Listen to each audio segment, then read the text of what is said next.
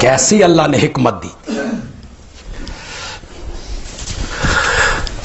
ایک صحابی میرے نبی کے پاس آئے, کہنے لگا یا رسول اللہ, میرا جو پڑوسی ہے نا اس نے مجھے بڑا تنگ کر لی, ناک میں دم کر دیے, کوئی علاج دسو. آپ نے فرمایا علاج میں دسنا, کرنا تو کوئی نہیں. اس نے کہا یا رسول اللہ مجھے اس نے بڑا تنگ کیا ہے, میں کیوں نہیں کروں گا.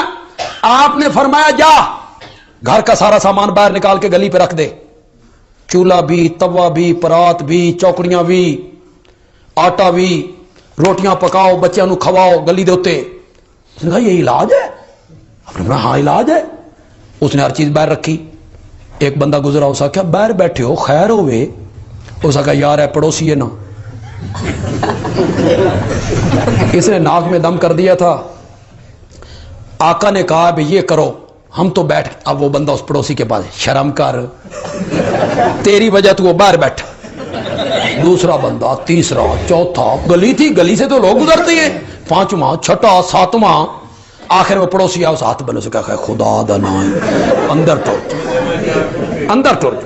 اس نے کہا تو اپنے ہاتھ نہ رکھ اندر, میرا سارا سامان اپنے ہاتھ. اس نے کہا میرے پیو دی توبہ جو میں تن ستا جاؤں. جب وہ آیا نا مسجد نبی میں داخل ہوا نا, تو نبی پاک کی نظر پڑی نا, تو دا حادثہ نکل گیا. آپ نے فرمایا لگدا تیر نشانے تے لگ گیا. تیر نشانے, میرے نبی کے فیصلے, کیسا سادہ سا فیصلہ کیا میرے نبی نے. حکمت تھی نا میرے نبی میں. نبی سے بڑھ کے عقل مند کون ہوتا ہے؟ نبی سے بڑھ کے عقل مند کون نہیں ہوتا.